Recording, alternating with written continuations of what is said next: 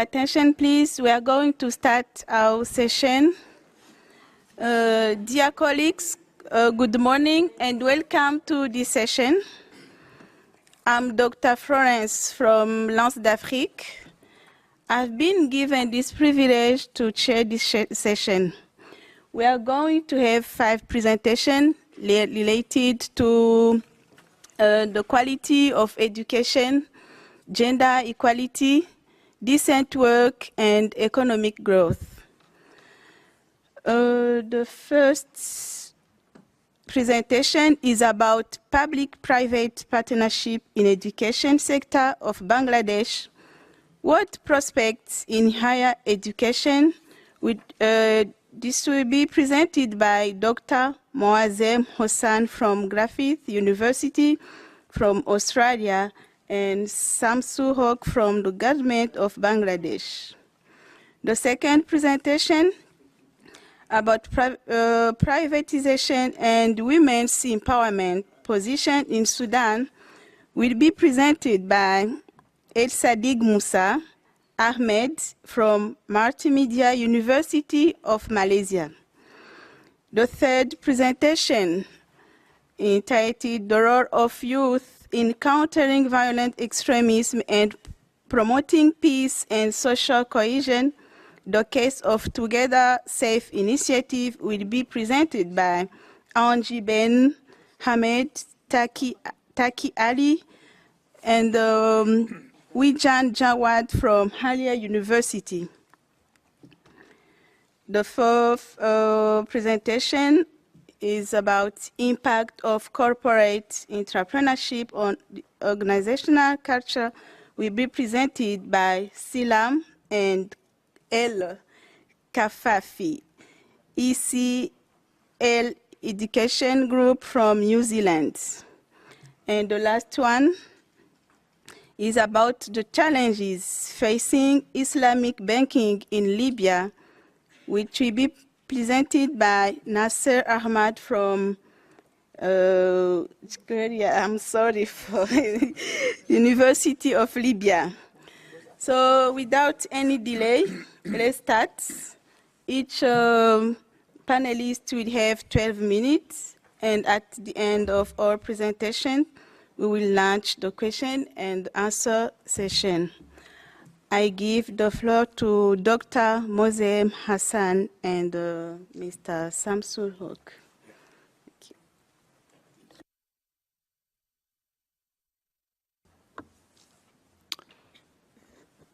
Thank you, Chair. Please pardon my voice. This is a bit down now. Hopefully it will recover over the presentation time.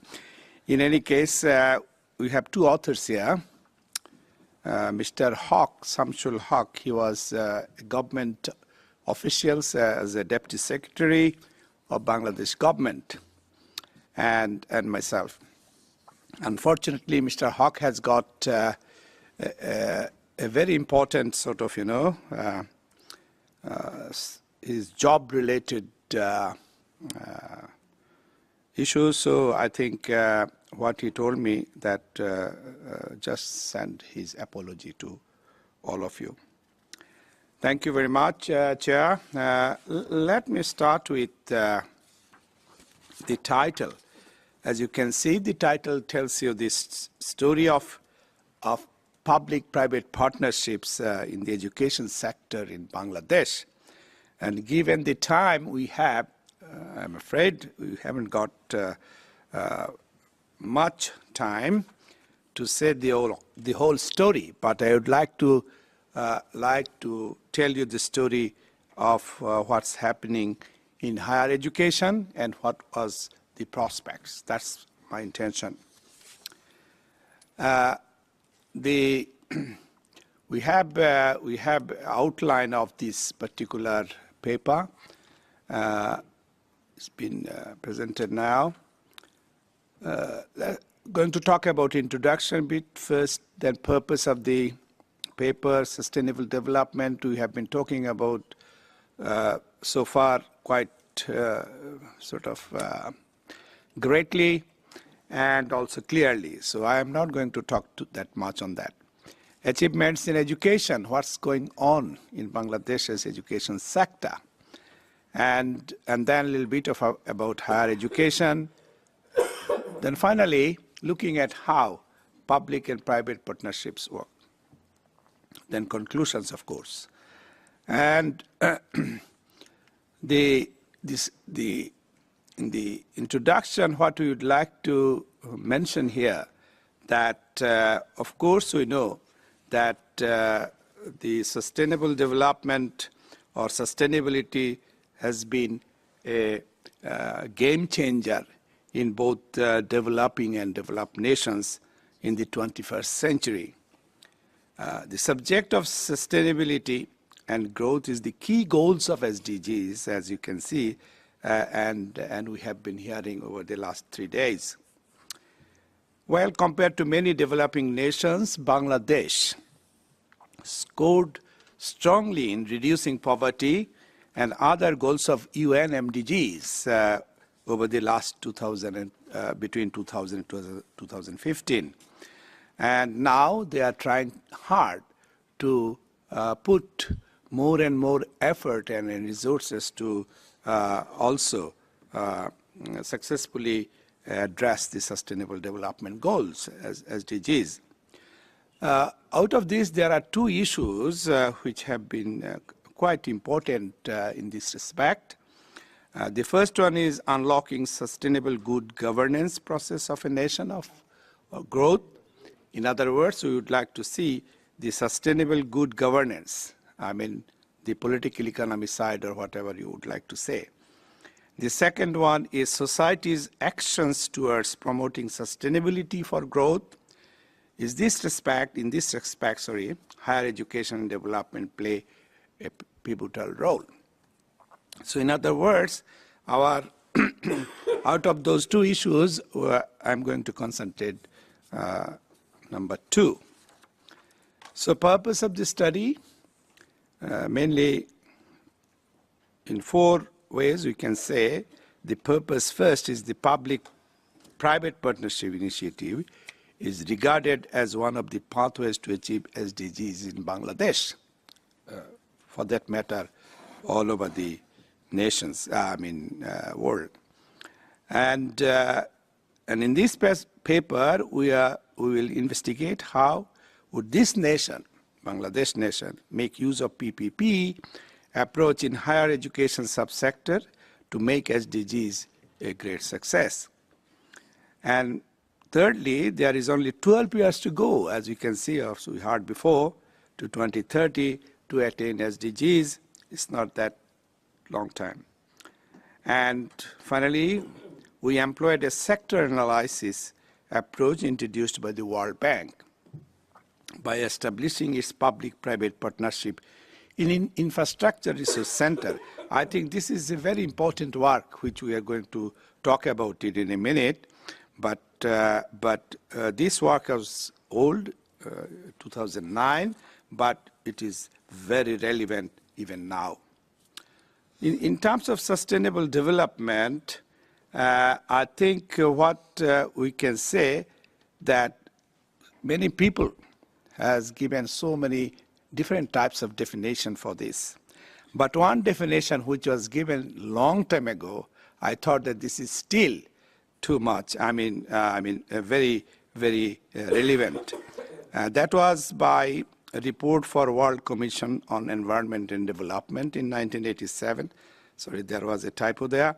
And the definition reads like this.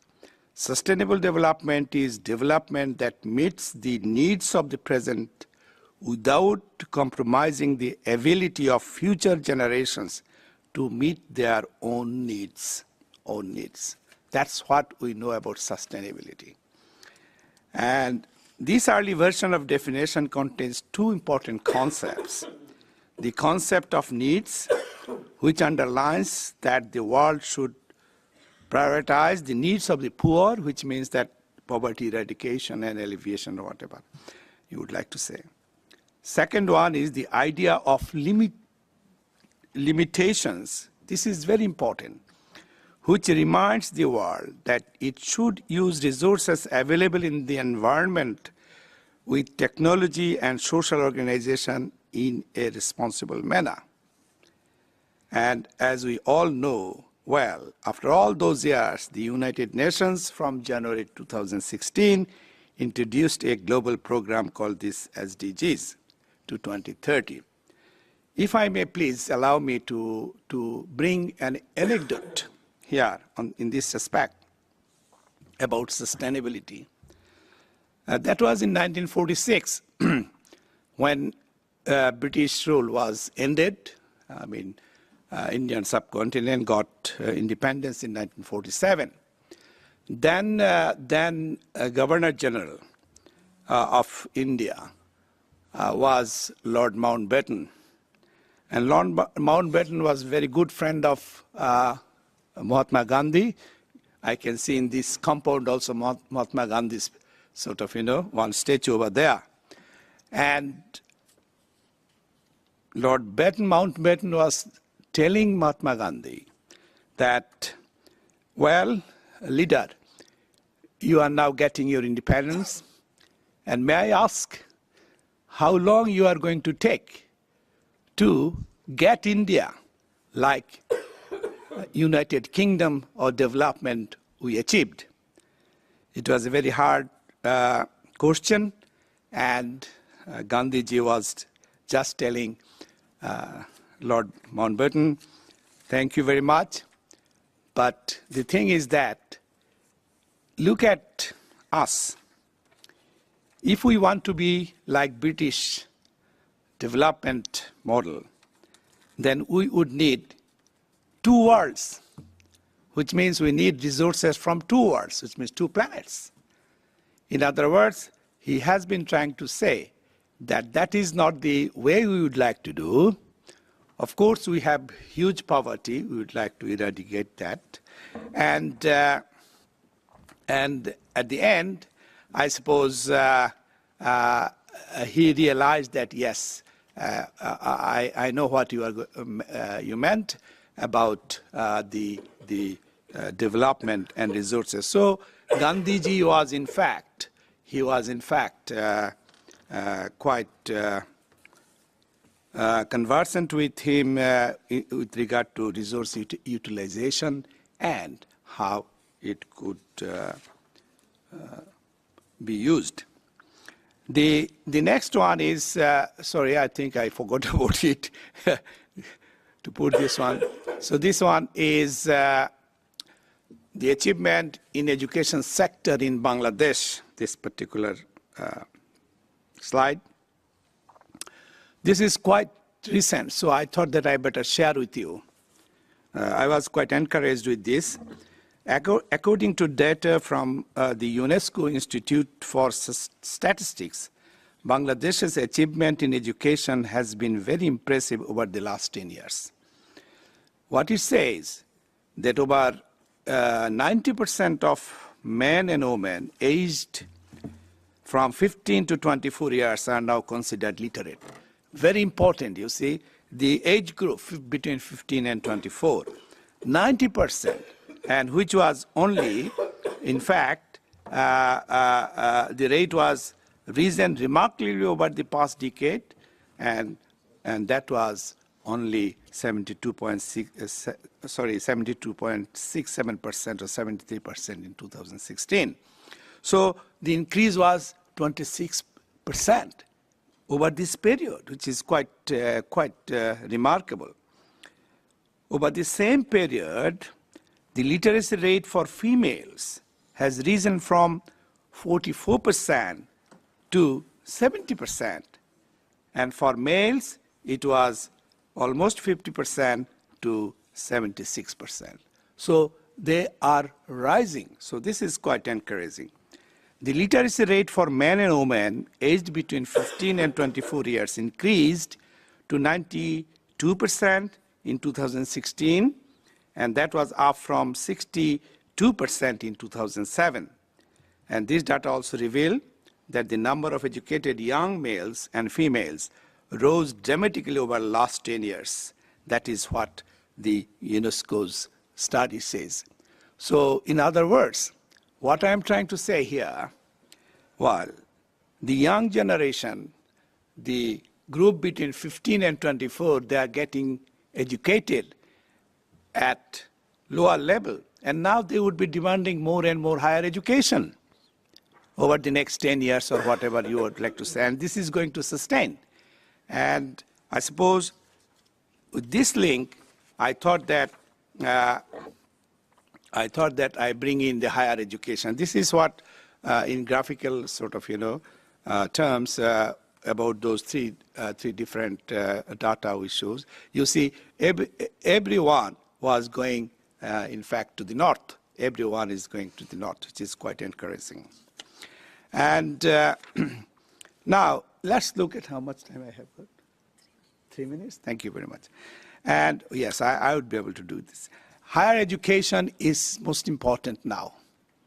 Because of this, the education from the lower level, they are going to demand more and more education services or education at the college or university level. So that's why I thought that this public-private relationships or participation is quite important at higher education level, even from now.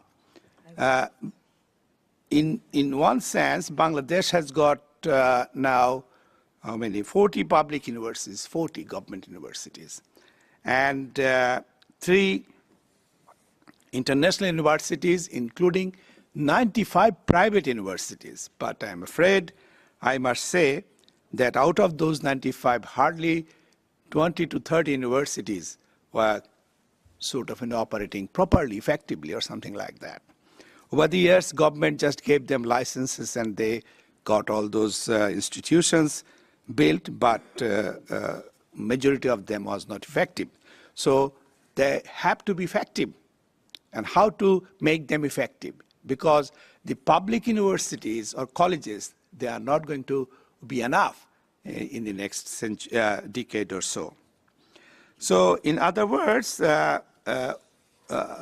my own assessment was that, yes, private sector has got major sort of, role to play, but that role has to be quite accountable and transparent, okay? And then the next one is, I was talking about this particular publications. Please, you can go through it at your time. Google it, please. The Role and Impact of Public-Private Partnerships in Education by those authors out of World Bank in 2009. Out of that, they have got 5 conclusions mainly, but I thought that only 2 are relevant here. The second one, lessons for innovative means of financing education can be particularly helpful in post-conflict countries undergoing reconstruction. And the last one is, some very innovative PPP arrangements are happening in Arab countries at present. The lessons can be drawn from their experience as well. So I thought that out of those sort of 2 main issues, the book was recommending, very important for any private partnerships going on with the public. Well, at the end, what I am trying to say, concluding, UNESCO, of course, attributed the success of the Bangladesh government's policies and fiscal support for the education sector. And according to UIS, I'm talking about here a little bit of finance, where it's going to come from, what I said in the last slide. According to UIS, the government doubled expenditure in the education sector to over 4.3 billion in 2016, from just under 2 billion in 2008. The fiscal allocation for education sector in budget for 2017-18, this financial year, was 7.8 billion. So government looks like doing their job. that they would like to make more and more places in their public universities or colleges. But private universities, as I can see, they are not making that much sort of effort in this respect. So I think with this, I just stop, and thank you very much. Thank you. I look forward to your questions. Thank you very much for your presentation. To save the time, let's give the floor to Dr. Moazzem. Welcome.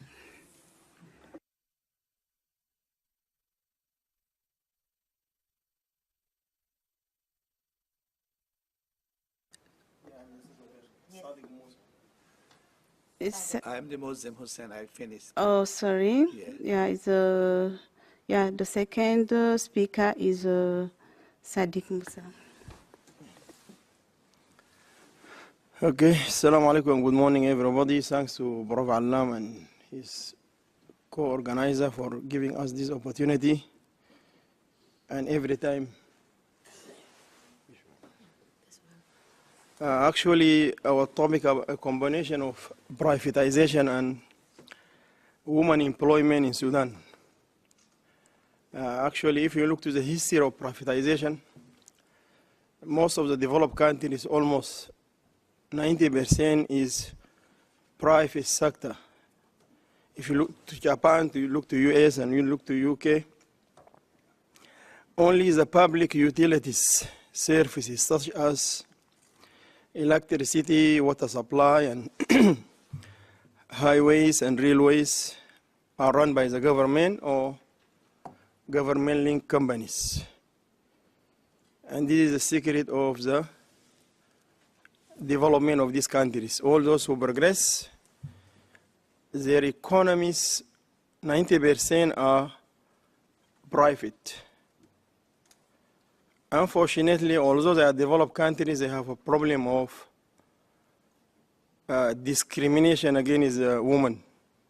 Recently, the Prime Minister of UK a request from the companies to disclose gender gap in payment. This is the Great Britain actually. And in Japan also, the salaries of the woman is less than the salaries of the man. And this is a social reality in Japan, although it's a developed nation.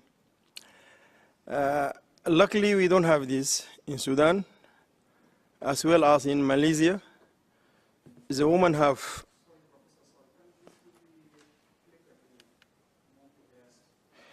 the woman actually role is very great in Sudan, from the football referee to the football coach to the minister, all are women. And that is a statement by the Prime Minister of Turkey, and now he's the President, Tayyip Recep Erdogan. He says that our win is because of Sudanese women. He has visited Sudan in 1990s, and he went to Darfur, and he found the woman running everything. And then he suggests to his government, we have to give much care to the woman, and they visited Sudan again, and they found Sudanese women everywhere. So they are very grateful for Sudanese women. What you have seen in Turkey is mainly inspired by Sudanese women.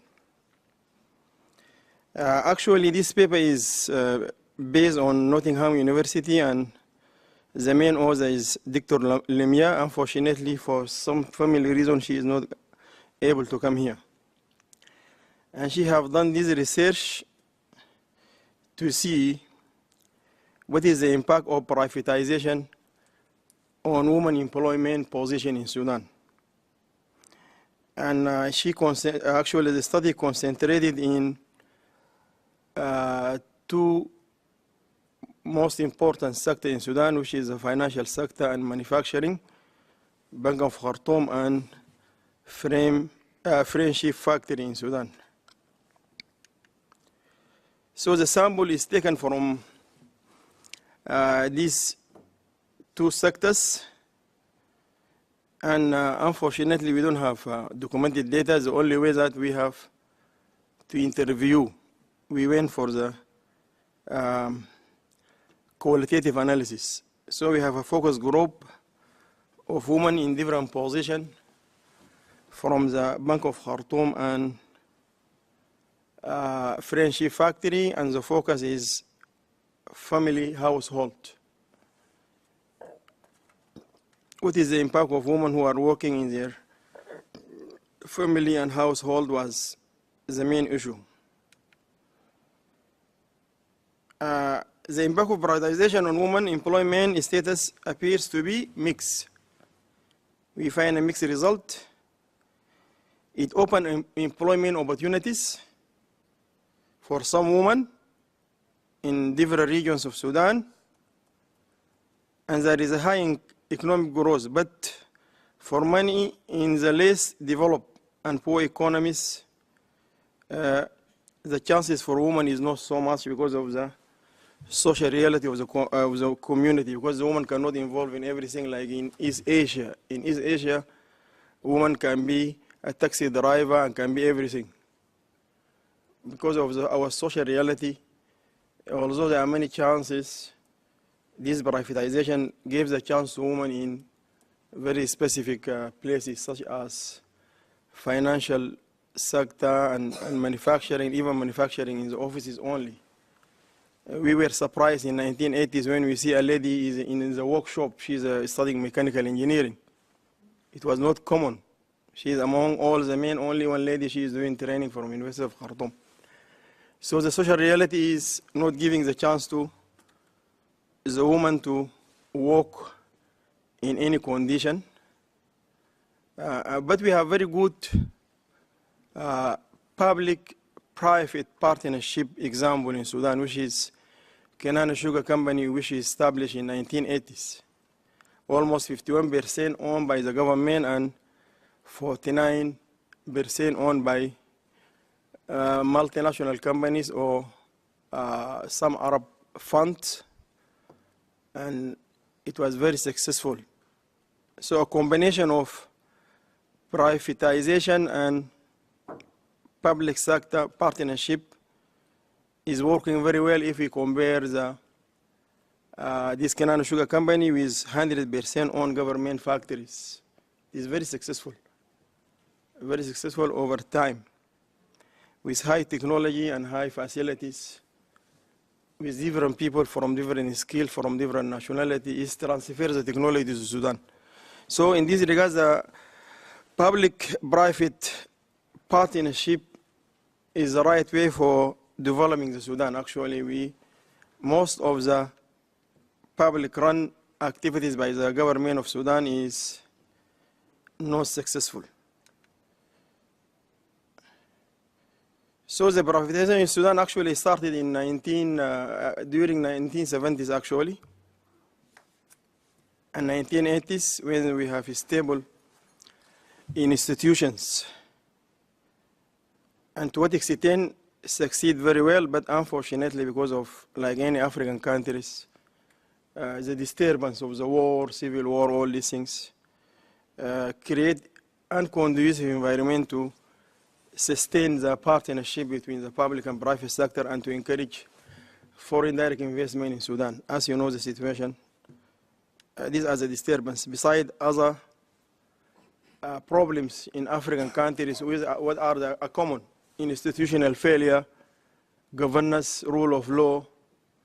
All these are fundamental problems. If we want to do anything in Africa, we have to address these issues and we have to solve them.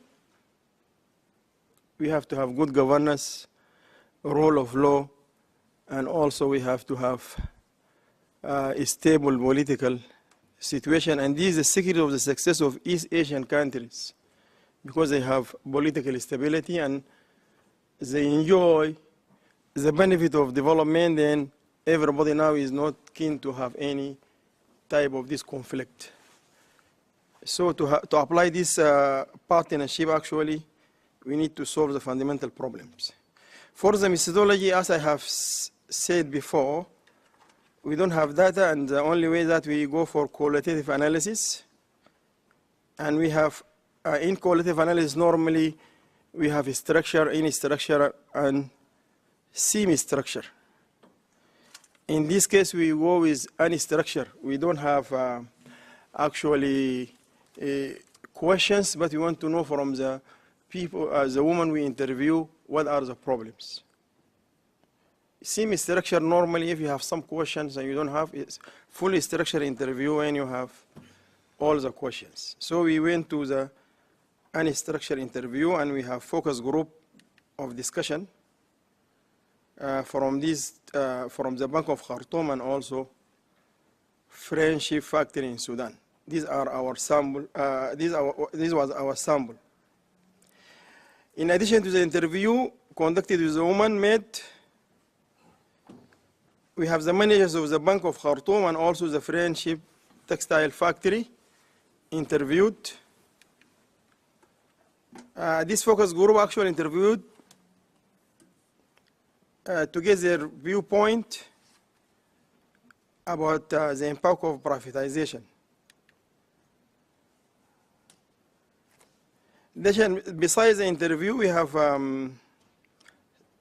collect secondary information. Normally, we support the quantitative or qualitative analysis by having secondary information published in the issues that we discussed to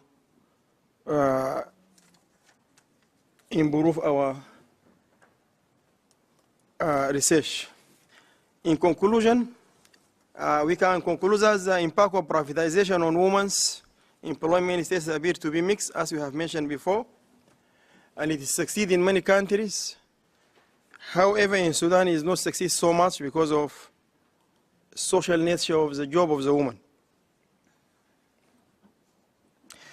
Privatization not only leads to increasing rate of female unemployment, but also worsen working condition of female employees, unfortunately. But this is to the case of the Sudan, actually, because of the social reality of the community. Women cannot work everywhere. Like East Asian counterparts, women can do anything. So the limited unemployment opportunities in the formal sector, either in public or private sector, lead women to stay for long period looking for a job.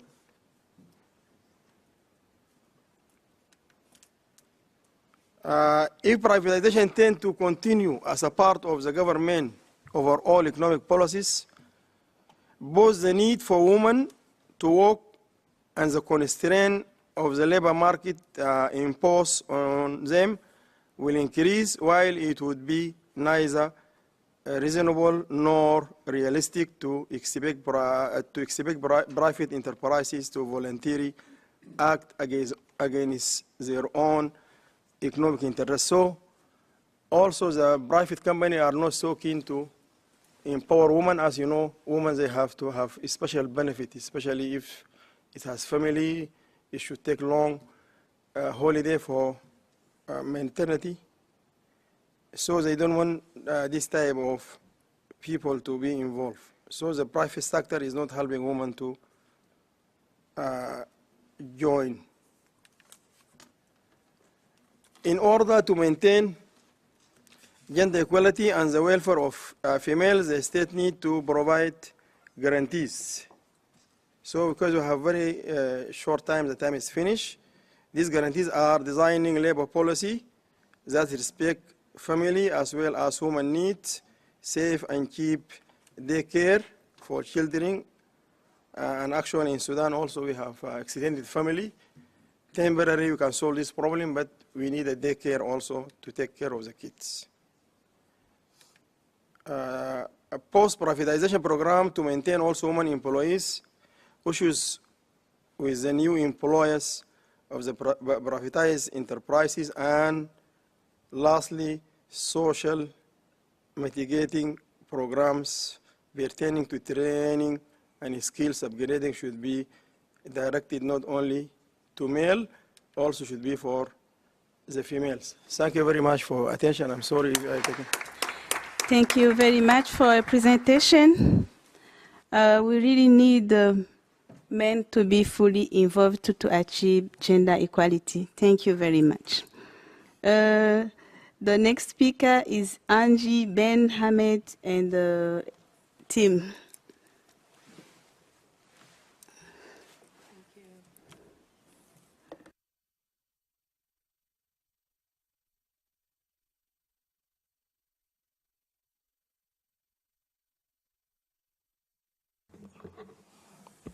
Good morning, everyone. I'm Dr. Ng Bin Hamad from Ahlia University, Bahrain.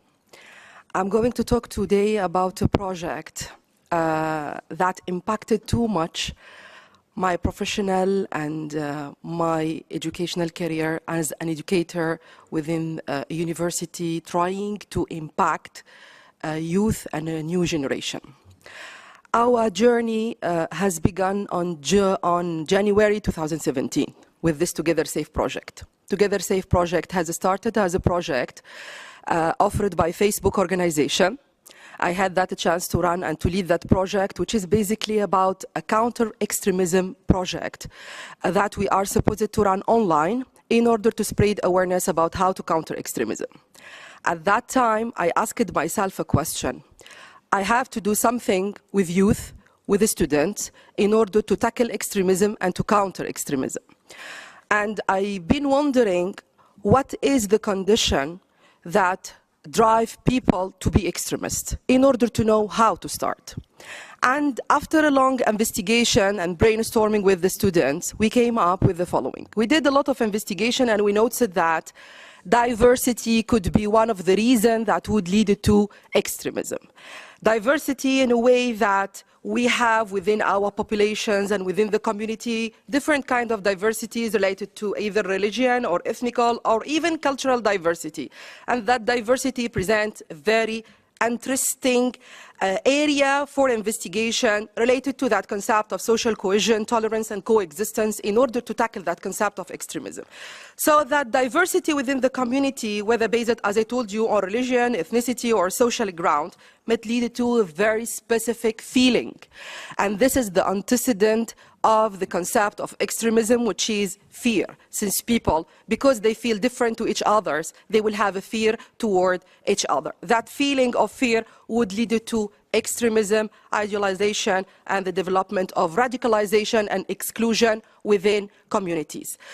This is our starting point. We started with the concept of fear, and we have been considering the fear as one of the factors, as an emotional response to that dissimilarity or that variety within the community. Of course, joined with kind of well-considered manipulation will lead to that radical and that kind of extremist behavior. From fear, we did a lot of investigation also, and we have noticed that that fear toward diversity would enslave, would paralyze, and would possess and would control people's behavior. And so we will have a kind of response like aggression, cultural and social exclusion, refusal and rejection. All these are kind of defense mechanism adopted by individuals toward that kind of unknown or that variety, and it's a kind of natural response to any kind of perceived risk or threat from their side. So fear, it's considered as an antecedent to extremism. Now we would like to counter extremism, and to counter extremism we have to counter fear. So to counteract that fear-driven extremism, we came up with some, and after investigation, as I told you, we came up with the following. We are supposed to turn toward kind of more educational and to provide awareness about inclusion. We need to give the community a sense of unity and safety, and we need to start addressing the condition that would drive people toward that rejection of each other. So we have to rely on a kind of approach which is based on evidence rather than simple emotions or feeling or something like this. So we came up with the relationship fear-extremism, which is that FE relationship. Extremism and fear is the antecedent of the extremism, is the drive for that. We need to defeat or to counter that fear-extremism relationship. But how to do that?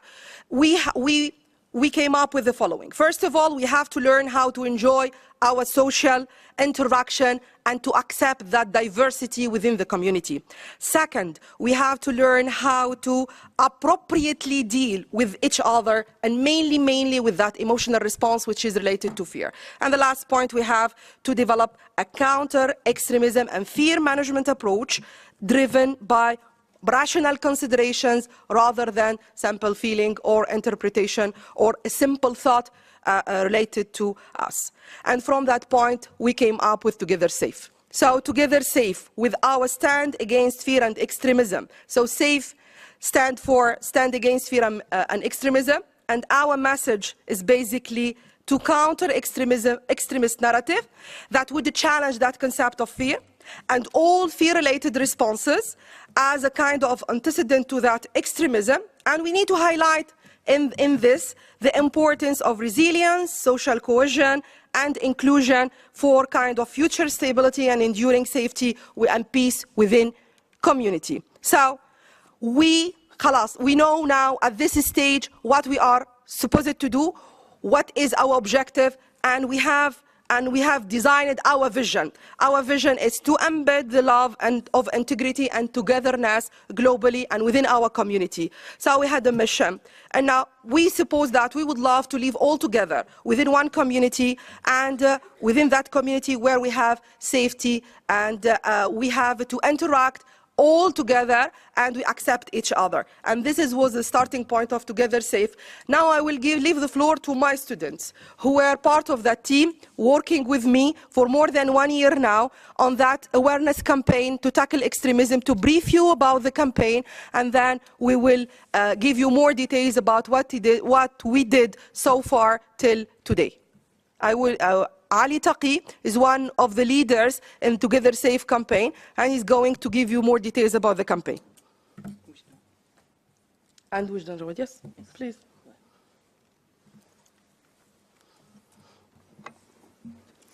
Good morning, everyone. Thank you for having us here today. Thanks to Professor Abdullah Al-Hawaj from Ahlia University and all the organizers here, and to Dr. Alam. Thank you very much. Now I'm going to speak about the population of Bahrain. Where is it? Oh, okay. So the population, we did the segmentation and targeting. The population in Bahrain is 1.4 million people, aged between 15 and 64 years. 77% covers the total of the population. Ideal model of young community with median of 32 years old. Bahraini population consists of 37.4 of females and 62.4 of males. The target was the silent majority between the age of 18 and 64 years old. 70% of Bahraini population is youth. Demographic segmentation, youth within the silent majority, shows the importance of social cohesion and all the ethnicities, religions, and sex and orientations. Here we did a pre-research and a pre-study. Bahrain population is projected to increase. In 2016, it was 1.4 million. It's going to be in 2020, 1.5. Bahraini population includes half Bahraini and expats. Here is a religion breakdown in Bahrain, which shows 70.3 of Muslims, Shia and Sunni, and 14.5 of Christians, 90.8 of Hindus, and 5.4 of others. Here we did an online strategy for the campaign. These are our social media platforms. To effectively counter extremism by soft or online strategies, which revolves around the concept of engagement and awareness, which are critical for building community resilience and cohesion. These are the platforms. Our main platform was the Facebook, and the visual and supportive platform was Instagram and Snapchat. Our website was the center of all these platforms, and the informative platform was Twitter. In Facebook, we did brand awareness and event promotion, and the visual supportive of Instagram, we sharing creative photos and videos, engagement by Together Safe, and spreading awareness. The same goes to Snapchat. Here is the campaign message. The Together Safe message is to never get into fear and say no to all kinds of extremism and social exclusion, and be the bridge to safe life and safe planet. These are the hashtags we used. So it was say no and be the bridge and be safe. This is our social media theme. We created a theme. Together Safe social media theme includes a specific design template by which Arabic caption is included in addition to English caption on each post of the social media itself. Also, the theme includes a header representing Together Safe hashtag. And thank you very much. I'll give the mic to my colleague Ali. Good morning, everyone. As I'll continue from Wejdan, the role of social media today is very critical in the digital world today. Hence, creating content is very important, but also challenging, especially to us as a group. We need to develop new ideas. We need to build new skills as we are like business students. So we have created a lot of content, and we have received a lot of videos and photos from all over the world supporting this campaign, and this also could be part of our impact to the community. These are some of the contents that we created, and of course, creating a documentary of Together Safe, letting everybody else know what we are talking about is also very crucial, and that's what we did. And all the videos over here are 100% student. The student did do this. We did also Together Safe show, which we will be presenting after the presentation, which is theme singing. We have rehearsed, we have sang, and so on and so forth.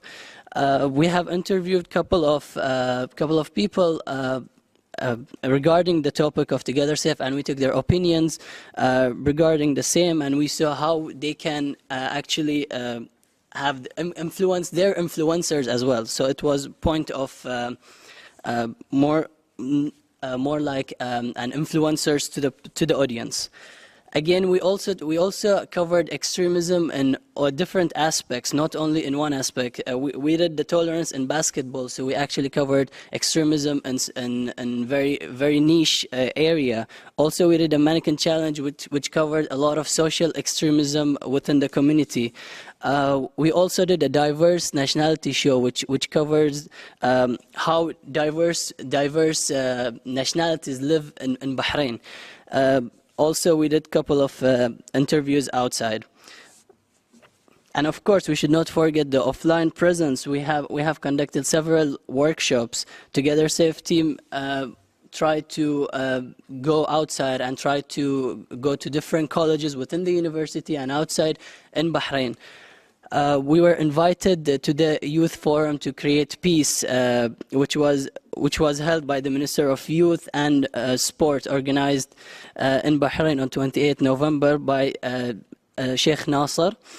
And also we were invited to the Bahraini Parliament or Council of Representatives to their training session as Ahlia University representatives. It was a great opportunity for us to introduce this to the officials in the country. And of course, our beloved Entrepreneurship Day, we have been conducting this a year every semester, and we try to have our own part, and the show was done on this day. Togetherness Day, Dr. Alam was there on this day, and this day was very exceptional for us. We brought a lot of religions. We were all in collaboration with Ta'aish Association. There were more than 5 different religions. They had talks and a lot of activities. We also did the document of tolerance, and this document of tolerance covered our vision, and people showed support towards this vision by signing on this document. And of course, we should not forget the media coverage. We were invited to Bahrain TV. We talked about the same case, and after a year, we are here. Me and Wejdan, it's exactly 1 year, and we are in the United Nations. It is a great achievement for us. Of course, the press, we got more than 10 publications talking about what we are doing. So we're trying to do something. Let's talk a little bit statistics here. On Facebook is our main platform. We had more than 12,000 followers. We reached more than 3 million people, and the rest of the platforms they are moving. We have on Instagram, Twitter, our website, Snapchat, and this is our all honorable mention. We had the honorable mention we got for participating. We got the outstanding social media performance, which we exceeded 10,000 followers on Facebook page. Also, the outstanding achievement that we were invited to the Bahraini Parliament. This is where you will find us. But I would like to add also something else, that I deeply believe that this is really crucial for us to get everyone who exists on this planet to be part of the solution in making their communities better, even though, unfortunately, we can see conflict and hate. We can see conflict and hate everywhere, especially online. But we have seen students' eagerness to problem solve at the local level. Instead of just talking about the communities and the neighborhood safer, young people in our Together Safe initiative are actually doing something about it. So keep this campaign growing, and let our hand be all together, nevertheless, different nationality, gender, or faith. Let us all be together as one and have a better and safe planet. Thank you.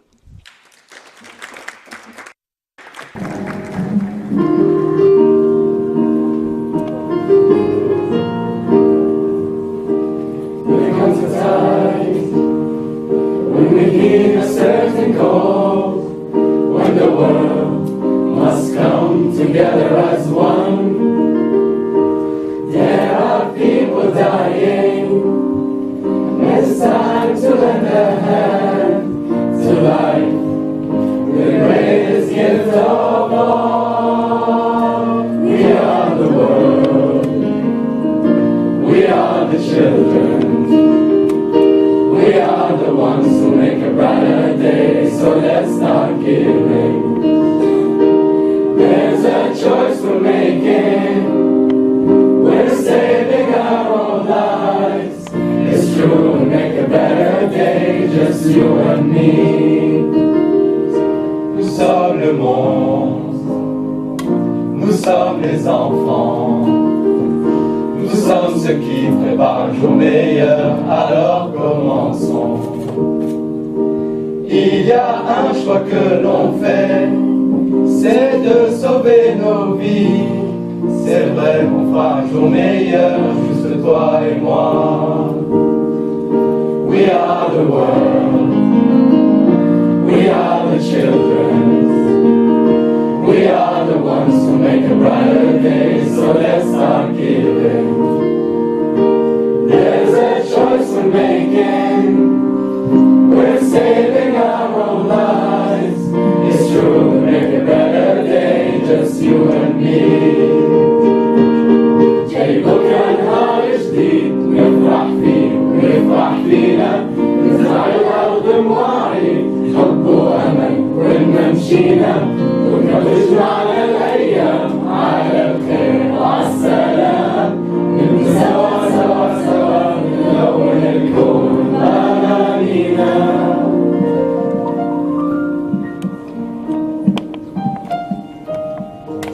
أنا أحب الوطن كله، من ساسه إلى راسه. أنا أحب النخل والماي وضحكة ليل جلاسة.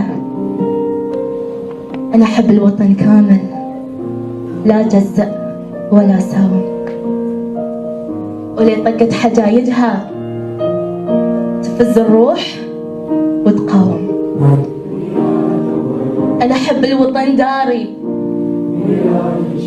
أهلي وعزوتي وجاري، واسقي من زلال الروح وارفع برقة حالي. أنا أحب الوطن وبكل تلاوينه، تدفق حبه الغالي، كبر يربى مع سنيني. حفظت اللحظة ما ضيعت نقطة من تلاويني. أغني له أحبك يا وطن غالي، غني لي يغني لي تعال الحين تعال الحين واشكي لي. لا أقول الولد سني ولا أقول الولد شيعي، أنا أحب الوطن كله.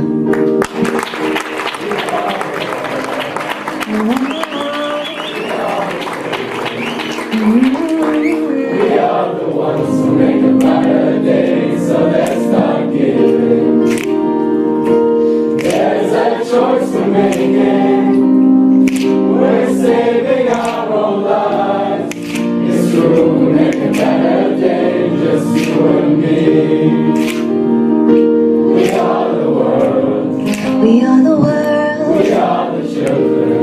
We are the children. We are the ones who make a better day, so let's start giving. Why don't we start giving? We're saving our own lives. It's true, we'll make a better day, just you and me.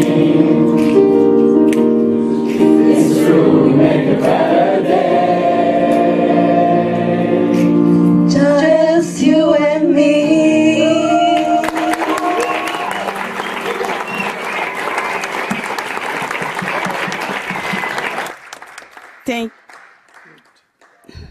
Thank you very much. I'd like to say something. It was a very special show to me. That's why I'm emotionally attached today. Thank you so much for your support.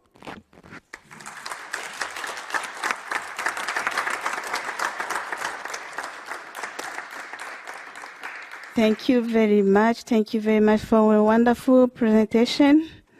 And now let's listen to our last speaker, Dr. Siham El-Kafafi. The floor is yours. Thank you very much. There's another speaker. No. Good morning, everybody. Thank you very much. My name is Dr. Siham El-Kafafi, who flew the longest 24 hours to come and join you here. Thanks for WAST, for Dr. Alam, for all the participants, for the UN, and for all the delegates. And a special thanks to Dr. Anji, who actually put all the participants in the dancing mode. And now I am going to transfer you. We can have also a safe culture and environment within organizations. My topic today is going to be discussing corporate entrepreneurship and organizational culture. I know that you all attended a very lively session on the second day about the debate, what is innovation and what is invention. Today I am going to tackle that topic from a different angle. My research is, I'm going to start by giving you the objective and the background, and then my paper is actually divided into 3 sections. The first one, I'm going to take you through about what is entrepreneurship, and the second section is about what is corporate entrepreneurship, then integrating the corporate entrepreneurship with organizational culture. What derived this study is actually the importance of organizational culture, which is having a big importance these days in order to drive excellence in organization in such a global world. So I've examined the impact of corporate entrepreneurship on organizational culture to achieve a high performance by providing competitive advantage for organizational survival. Provided suggestions on how to integrate the corporate entrepreneurship within the organizational culture by proposing suitable leadership styles to guarantee high organizational performance. So if we're going to look at the term entrepreneurship and its inception, we all know it is Schumpeter. He is the one who coined that word. He's also the one who is well known that he is the one who started the concept of creative destruction. And my colleagues on the second day, they were discussing that while we were talking about what's the definition of innovation. So entrepreneurs are actually the main agents for economic growth through the creation of new methods of production. Entrepreneurship is the willingness to take risks and develop, organize, and manage a business venture in a competitive global marketplace, which we're all living in nowadays, and constantly evolving entrepreneurs as pioneers, innovators, leaders, and inventors. So there is a link here, as you can see, between entrepreneurships and innovation. I did like this acronym of how each word of entrepreneurship is actually standing for. So if we're going to look at this, E stands for examine, needs, wants, and problems. Note and narrow down the possible opportunities to one specific best opportunity. T for total commitment and high work ethics. R for reliable and passionate. E for enterprising personality and behavior. P for proactive and pragmatic. R for relationship management expert. E, energetic and competitive. N, never allow reactivity. E, emphasize on key performance indicators. U, understanding the need for commitment. And of course, work ethics. R, realistic and positive accomplishments. S, seizing the passion and the purpose. H, highly focused and motivated. I, inventor within drive for success. And last but not least, P for possibility mentality. So what is corporate entrepreneurship? It's a set of activities that enables the organization to enhance its innovative ability through risk-taking and seizing opportunities in the marketplace.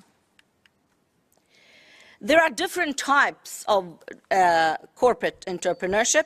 If we're going to briefly look at them, the first one is corporate venturing, and this type is identified by starting a new venture. And it's attractive to organizations that utilize a vertical integration strategy. The organizational transformation, this type focuses on enhancing the operational differences. The entrepreneuring, this is actually identifying employees within the organization that have the aptitudes and the capabilities of being entrepreneurs and actually facilitating for them the opportunities. Identifying the rule bending, and this type of relevant to organizations that can identify innovative products and processes and actually taking it to the marketplace to have a high market share through innovation. There's also 5 important dimensions for organizations that are necessary if they want to foster a corporate entrepreneurship. And the first one is autonomy. The employees here are encouraged to become project champions in order to champion new products, new processes, and new ideas. Innovativeness, the organization should be involved in research and development for developing new products. Proactiveness, organizations should have a future orientation by investing in trend analysis of viable opportunities. Competitive aggressiveness, organizations should engage with other competitors in order to have a good market share. Risk-taking, organizations should have a clear understanding of risk associated with the business and its finances. In other words, taking calculated risks.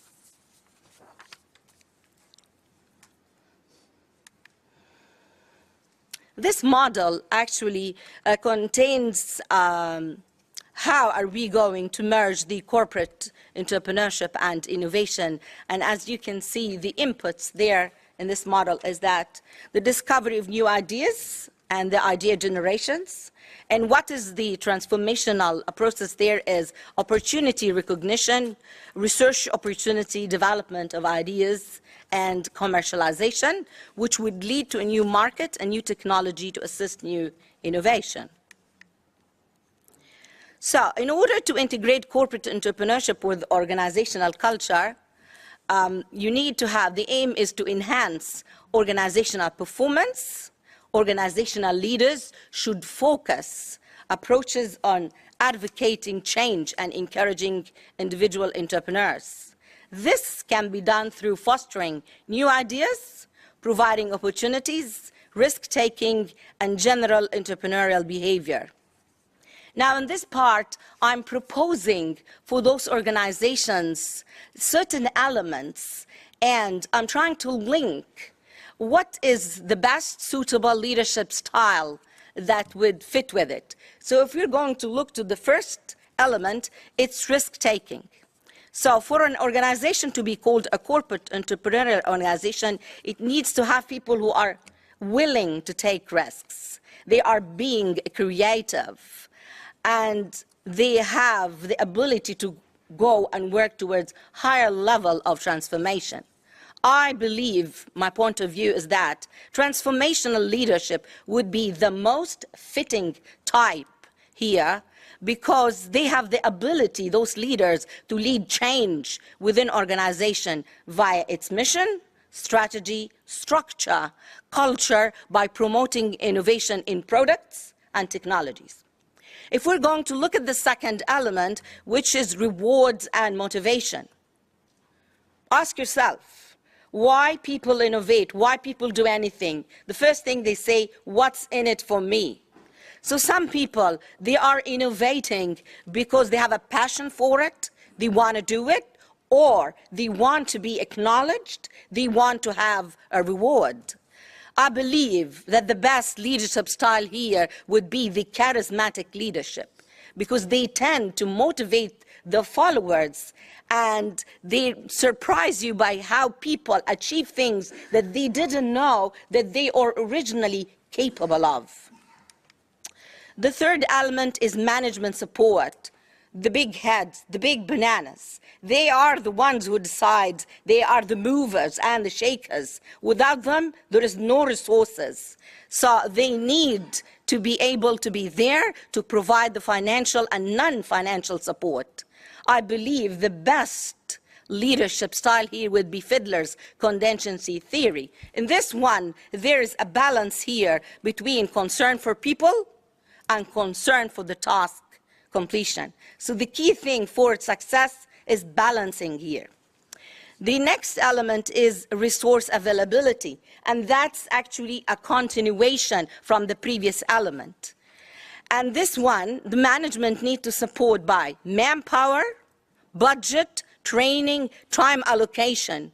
All those factors can help in building and fostering the entrepreneurial culture within the organization. It's true that I wrote for you here transformational leadership, but I also believe that transactional leadership is required first, because a transactional leader is the leader who is focused on outcomes. Then comes the transformational leadership role. The final element is the organizational structure. And we all know the structure shows you the hierarchy. Who follows who, and where do we fit in this hierarchy? But it's also important because it actually shows the communication, which has been mentioned a lot in the first 2 days in this conference. People, I've heard them saying that there is lack of communication.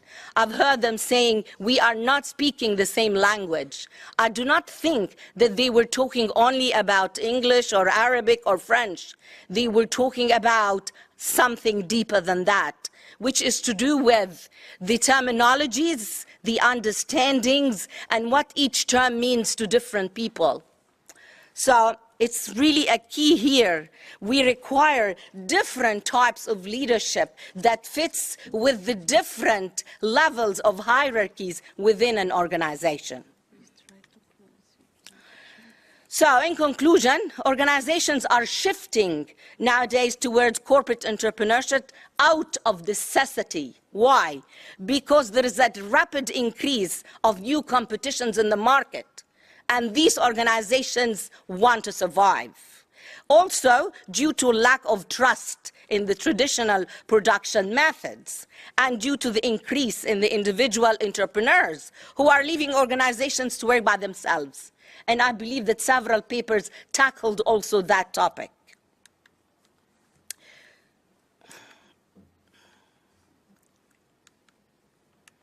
Well, I missed one.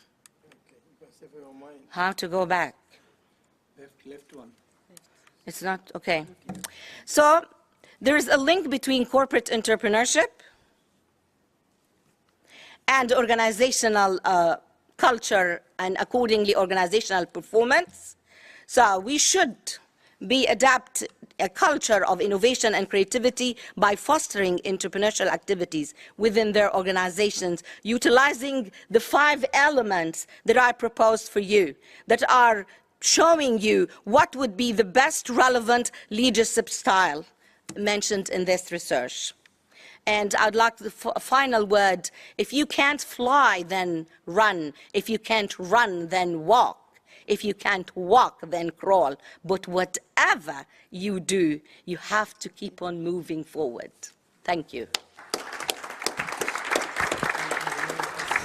Thank you very much. Thank you very much. We are running out of the time. Let's open the floor to the audience. Please, if you have some question, you are welcome. New Zealand. You are New Zealand. No. No, he's not. Oh, sorry, Sudan. A different nationality of New Zealand today. That's great. Okay, I'll be very brief, and I'll ask just one question. Although I have a number of comments, I will not make them, and I will ask it to Professor Hossain. And that's regarding your higher education sort of PPP. You have actually quoted a huge number of new private universities and so on.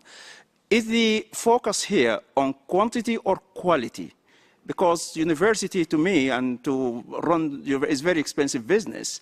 And to do so many in Bangladesh, where are the resources coming from? Is there any focus on quality, please? Thank you. I think, as I mentioned, in fact, only between 20 and 30 universities, private universities, are effectively running. In rest, what happened, perhaps the government was quite excited when they got all those, proposals to open up universities, private universities, because there is so much demand for places.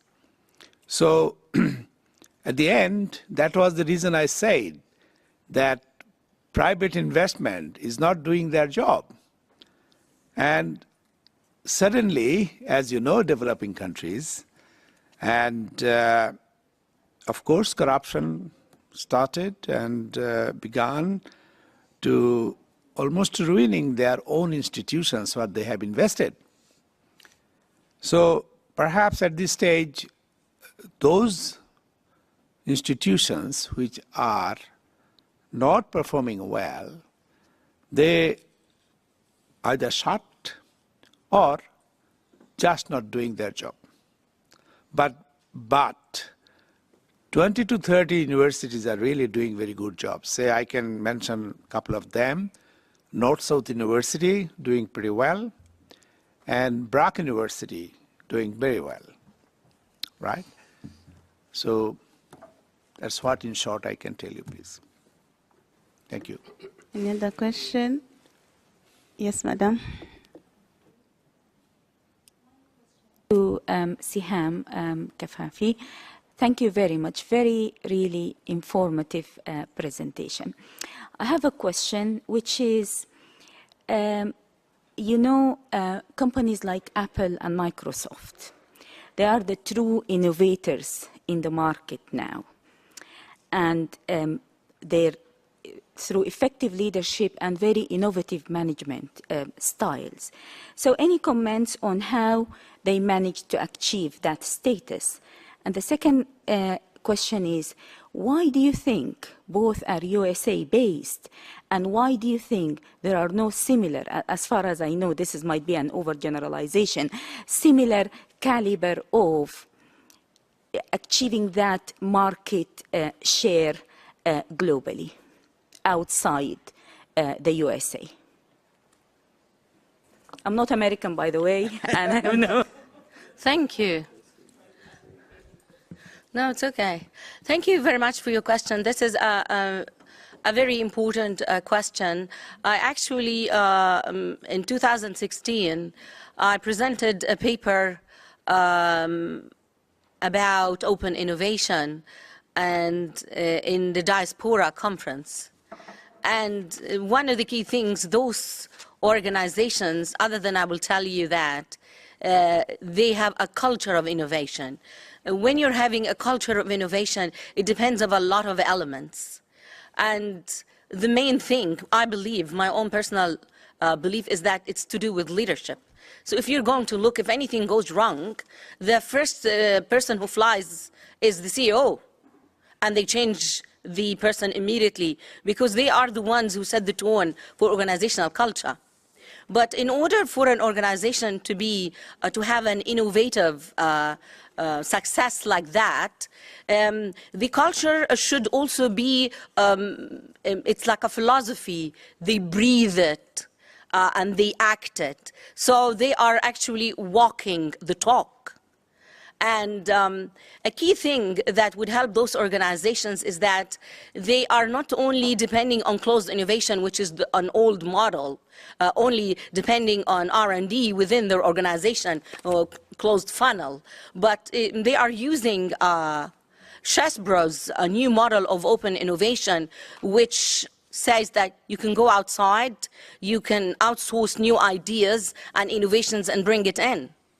So these people depend on valuing their own employees and outsourcing people from outside who can help them. The key thing with innovation is a very important word, collaboration. And if collaboration is successful and knowledge sharing is successful, I believe, in my personal opinion, that is why they are successful. Other organizations who would not succeed, they would be lacking on those points. But also financing and being able to take risks.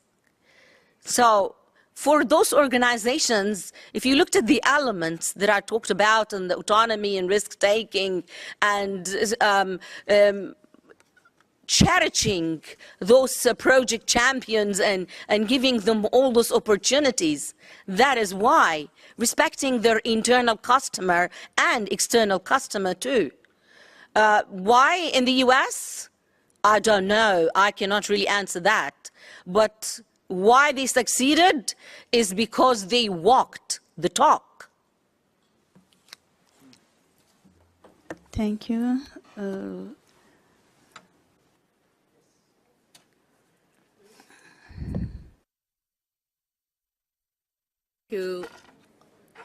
Thank you very much. Just some very 2 points, actually. I appreciate this presentations very much, and I particularly appreciate the attempt to focus a lot on clear research methodologies and providing some solid evidence. As an academic, I'd say I'd like to follow up with a conversation with the first 2 presentations. I had a bit of challenges with the argumentation presented. On the presentation by Dr. El-Kafafi, I really appreciate that. I just want to mention, it's as though I need you right now in my office as a JIU inspector, and I come from the Gambia, West Africa, by way of introduction. Actually, I'm starting a project on change management in the United Nations system. So this speaks so much to what we're reading and trying to learn and understanding why certain change efforts have not succeeded in the United States, in the United Nations, where the focus has been on structures rather than a number of these dimensions that you welcome. So you've mentioned. So I really welcome your presentation, and I'd like to follow up with you. And the presentation by my colleagues on the SAFE initiative, you not only actually presented, you touched. I think knowledge comes in the form of cognition, feeling, and acting. And I think what you brought here, not only to this forum, but to the United Nations, actually is magnanimous. So I want to salute you for it.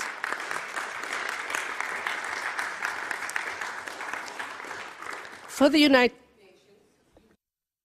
Nations, planet, peace, partnerships, the key pillars of the Sustainable Development Goal. And that is so significant in what you're doing, you know, and as I'm very happy that this is at the worldwide level. And not to hold the floor, but just, and I could go on other dimensions that highlighted your work and presentation and its significance globally. You talked about impact, but it's clear the way we traditionally measure impact, what you're doing actually provides a different forum that evaluators can learn from in terms of coming up with new methods for how one measures the success. Of course, with the new young people, I cried, actually, being of an older generation.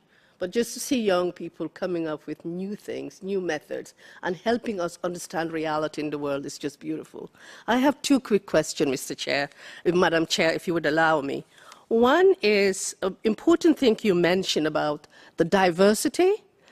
Diversity is a construct, but I wonder, what is the problem that's causing the fear, if you could highlight that? Is there something to do with power asymmetries? And I don't know Bahrain much, but what is causing that fear in a group of very diverse individuals? And what you've mentioned mirrors what's happening across the world, you know, from developed to developing countries. The other quick question, you mentioned the importance of rationality and evidence. Yes. And I've been thinking about that as being objective when you have multiple partners.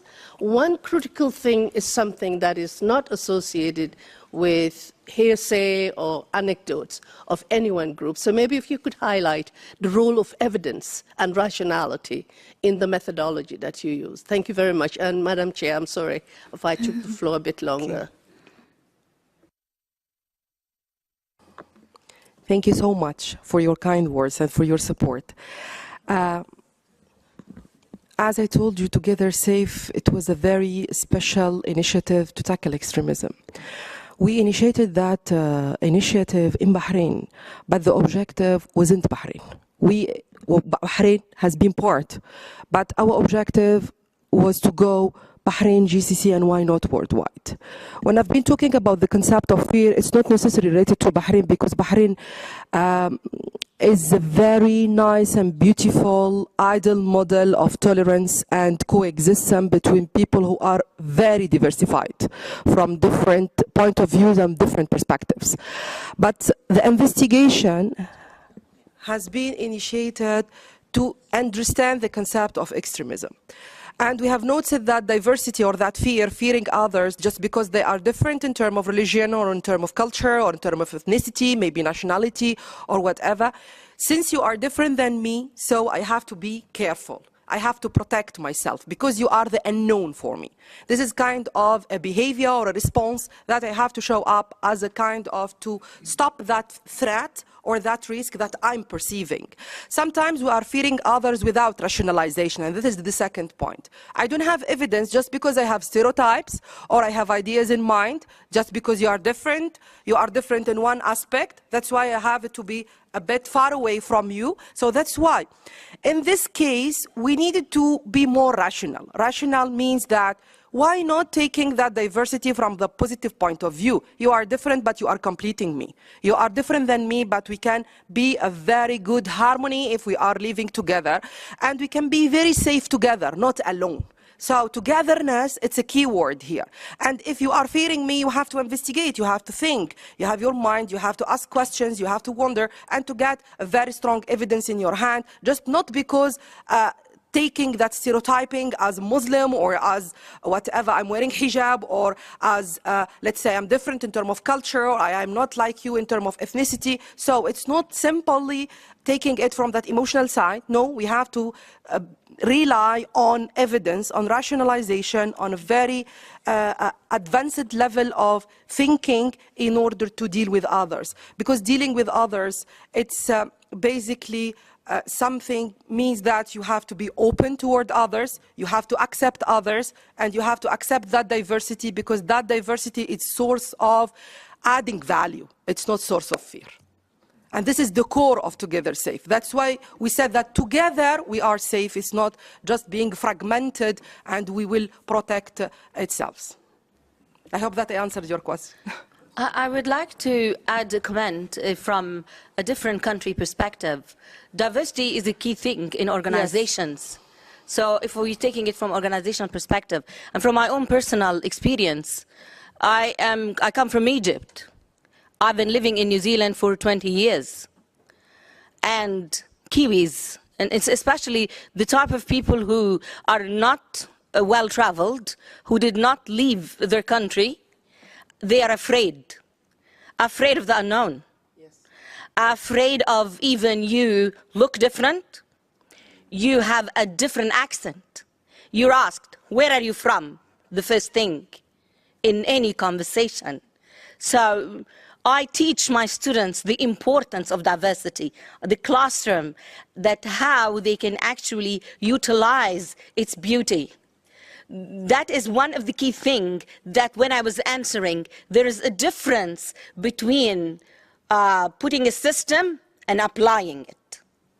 Saying, I am going to do it, and actually doing it. Cherishing diversity and really mean it. That is a big difference. So if we all know the value of it and actually practice it, we will be all safe and happy. But some people, unfortunately, don't because of fear.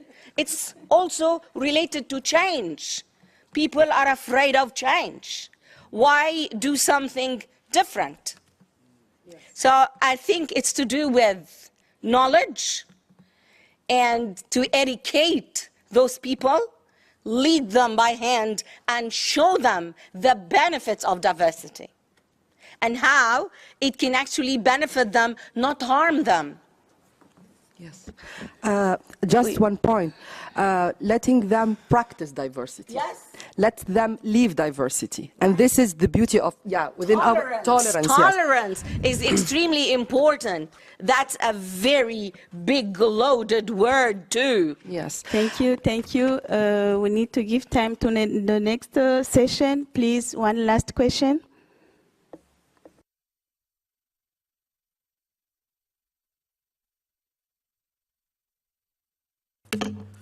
Thank you for the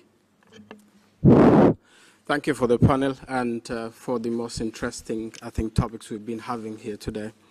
I'm very impressed with all the topics being discussed here today and the presentations as well, and in particular the ones on public-private partnership on education.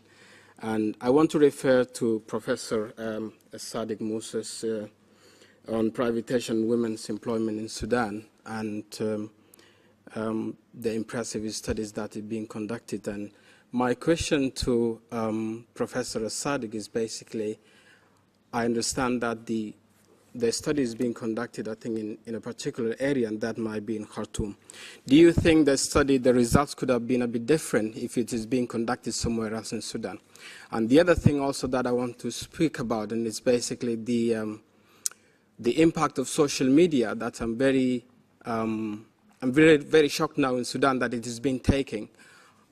It's been affecting, I think, the decision makers. And if we take, for instance, the case of Ahfad University and the many things that has been happening in Sudan, And social media has been playing a big part into affecting, I think, the decision makers as well in Sudan. To what extent do you think the social media can be effective, I think, in the creating the awareness to that particular area in Sudan, especially the employment of women? Thank you. Thank you. Thank you very much. Indeed, actually, I agree with you. The case study actually is only contacted 2 sectors in Sudan, specifically the financial sector. Even the financial sector is not fully represented. It's only Bank of Khartoum, and also for manufacturing sector is a friendship factory. But if you go to other sectors or other region of Sudan, the involvement of the woman is very high actually, and there is no any restriction. If there is any study comprehensively actually done, the result will be different. So this result of people have woman has no more chances in the private sector is related to Bank of Khartoum and friendship as a sample. As you know, the Sudanese woman has the upper hand in participating everywhere, but not in this bank and also in the factory. Regarding the role of social media is very significant actually. Very significant. If you take the Ahfad University case, it was directed how to deal and how to behave, and especially in Sudan, because the access of the people to the social media is very huge. From directing to the government to any institution, the social media has very significant impact in Sudan now.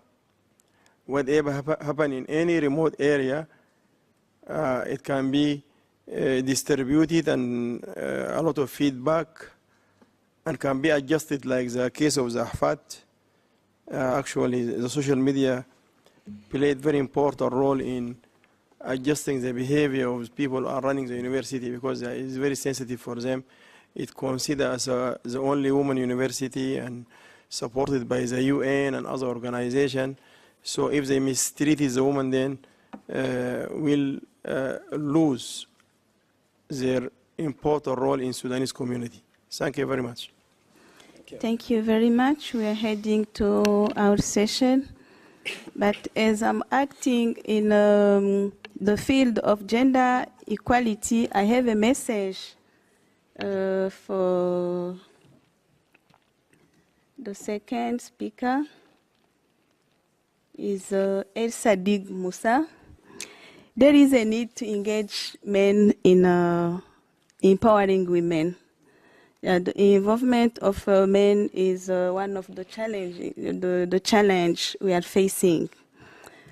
Involving men in women empowering will speed up implementation of women-friendly development projects, and it will reduce the resistance women get when they try to come up with the ways of empowering themselves economically. And men, if they are not involved, it's a treat for women. So I would like to invite you to bring more men in this fight so that we can achieve the gender equality successfully. Thank you. I have one comment on the word of tolerance. I don't like the word tolerance because it has a negative connotation. In spite of the difference and the negative, I still going to tolerate you. Can I suggest we use acceptance? I accept you in spite of all the difference, because I don't see the difference. I see you as a human being, just like me.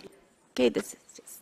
Thank you very much. Thank you. Thank you for your participation. Thank you, dear panelists.